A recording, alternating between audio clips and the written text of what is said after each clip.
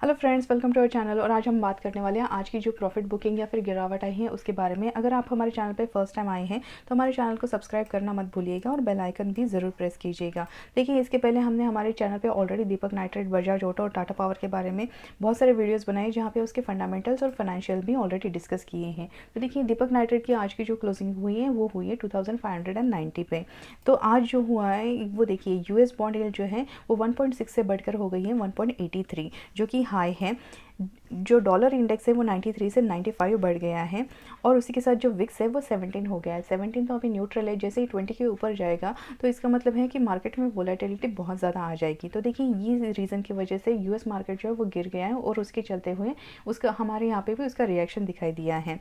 और इसके साथ जो केमिकल कंपनी है तत्व चिंतन केमिकल, उसके रिजल्ट जो है वो एक्सपेक्टेशन से कम आए हैं। तो जब देखिए, जैसे ही किसी पीयर कंपनी का रिजल्ट आता है और वो एक्सपेक्टेशन से कम आता है तो बाकी जितने भी इंडस्ट्री हैं उसी सेक्टर के, वहाँ पे भी थोड़े बहुत इमोशन वहाँ पे दिखाई देते हैं। और उसी के चलते हुए जैसे कि यूएस में गिरावट आई है, वहाँ का रिएक्शन और बाकी केमिकल कंपनी का पुअर रिजल्ट, इसी के चलते हुए दीपक नाइट्रेट भी हमें यहाँ पे गिरावट दिखाई दी गई है। अब देखते हैं इसका डेली चार्ट।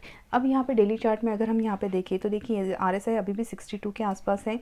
यहाँ पे बियरिश क्रॉसओवर होने के चांसेस दिख रहे हैं, लेकिन हुआ नहीं है। तो जब तक यहाँ पे बियरिश क्रॉसओवर होता नहीं है, हम यहाँ पे ये अप ट्रेंड खत्म हुआ है ये नहीं मानेंगे। जैसे कि हमने पिछली वीडियो में बताया था कि यहाँ पे एक इन्वर्स हेड एंड शोल्डर बना है, जिसका एक ब्रेकआउट देने के बाद हमें अच्छी खासी अप ट्रेंड रैली दिखाई दी है। तो देखिए, इन्वर्स हेड एंड शोल्डर का जो टारगेट है वो नेकलाइन से लेके ये जो हेड का हाइट है उतना होता है। सिमिलरली उतना ही यहाँ पे जो हमारा टारगेट है इन्वर्स हेड एंड शोल्डर का, वो यहाँ पे अचीव होते हुए दिखाई दिए गए हैं। अब यहाँ पे देखिए इसका पैटर्न, जैसे ही ये एक अप ट्रेंड रैली देता है उसके बाद यहाँ पे प्रॉफिट बुकिंग आ जाती है।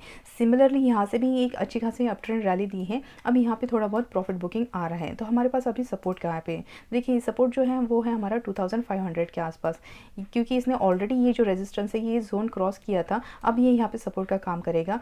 अगर ये सपोर्ट यहाँ से टूटता भी है तो हमारे पास जो दूसरा सपोर्ट है वो है 2370 का। और अगर ये यहाँ से बाउंस बैक देता है 2500 से, तो हमारे जो अगले टारगेट है वो रहेंगे 2805 के। देखिए, दीपक नाइट्रेट जो ये स्टॉक है ये बहुत ही अच्छी कंपनी है, इसके फंडामेंटल्स भी बहुत स्ट्रॉन्ग हैं और आने वाले फाइनेंशियल ईयर में ये अच्छा खासा मुनाफा भी देखती चल रही है। लेकिन अगर आप शॉर्ट टर्म में ट्रेडर हैं तो आप ये सपोर्ट लेवल पे ज़रूर ध्यान दीजिएगा। अगर लॉन्ग टर्म ट्रेडर हैं तो आपको चिंता करने की कोई ज़रूरत नहीं है। अगर हम दूसरा जो है बजाज ऑटो स्टॉक, उसने भी 3400 यानी कि 88 पॉइंट नीचे यहाँ पे क्लोजिंग दी है। देखिए, अगर हम यहाँ पे ऑटो इंडेक्स अगर देखें तो ऑटो इंडेक्स में यहाँ पे ये जो रेजिस्टेंस ट्रेंड लाइन है और ये सपोर्ट ट्रेंड लाइन है, इसने यहाँ पे एक बॉटम बनाया था यहाँ पे और वहाँ से अच्छी खासी एक अप ट्रेंड रैली दी है। अब यहाँ पे जबकि रेजिस्टेंस हमारा ये है तो रेजिस्टेंस यहाँ पे सेलिंग प्रेशर है और उसी के चलते हुए यहाँ पे थोड़ी बहुत गिरावट दिखाई दे रही है। लेकिन अगर आप यहाँ पे देखें तो यहाँ पे अच्छा खासा जो हमारा सपोर्ट जोन है वो 11,175 के आसपास है। तो अगर ये यहाँ पे गिरता भी है तो यहाँ से फिर से बाउंस बैक देने के इसके चांसेस हैं। ठीक है, अब देखें बजाज ऑटो का डेली चार्ट। तो डेली चार्ट में अगर हम यहाँ पे देखें तो आरएसआई इसका 55 पे आ गया है। यहाँ पे भी बेयरिश क्रॉसओवर के साइन दिखाई दे रहे हैं, सेलर्स भी यहाँ पे बहुत ज़्यादा दिख रहे हैं।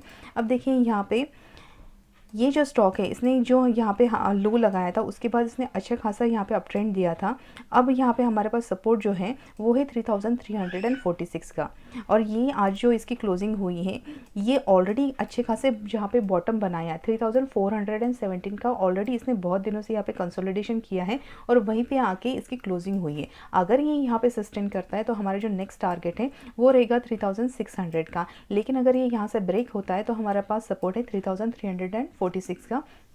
अगर वो भी सपोर्ट ब्रेक होता है तो हमारे पास नेक्स्ट सपोर्ट है 3260 का। तो अगर आप शॉर्ट टर्म ट्रेडर हैं तो इन सपोर्ट पे ज़रूर ध्यान दीजिएगा। अगर लॉन्ग टर्म ट्रेडर हैं तो बजाज ऑटो में वैसे भी इलेक्ट्रॉनिक व्हीकल की थीम और चल रही है, तो उसी के चलते हुए आने वाले फाइनेंशियल ईयर में ये पोर्टफोलियो में अच्छा खासा आपको मुनाफा दे सकता है। नेक्स्ट जो हमारा स्टॉक है वो है टाटा पावर। तो टाटा पावर की क्लोजिंग आज हुई है 239.10, 8 पॉइंट नीचे। तो देखिए, टाटा पावर का अगर हम यहाँ पे चार्ट देखें तो ये इसका डेली चार्ट, यहाँ पे एक अच्छा खासा फ्लैग पैटर्न यहाँ पे बन रहा है। ठीक है, और ये जो रेजिस्टेंस ट्रेंड लाइन है, यहाँ पे सपोर्ट ट्रेंड लाइन है, इसको ऑलरेडी इसने ब्रेकआउट दिया है। आरएसआई अगर हम देखें तो यहाँ पे 59.68 है और यहाँ पे MACD बुलिश क्रॉसओवर हो गया है। देखिए यहाँ पे इसने रेजिस्टेंस ट्रेंड लाइन का ऑलरेडी ब्रेकआउट दिया और जैसे कि हमने हमारे पहले वीडियोस में बताया है, ब्रेकआउट के बाद एक सपोर्ट रीटेस्ट होता है।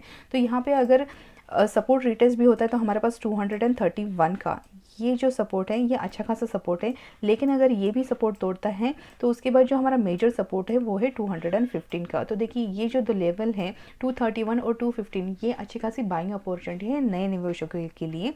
और अगर ये 231 से अगर अच्छा खासा बाउंस बैक देता है तो हमारे जो टारगेट है वो रहेंगे 265 के।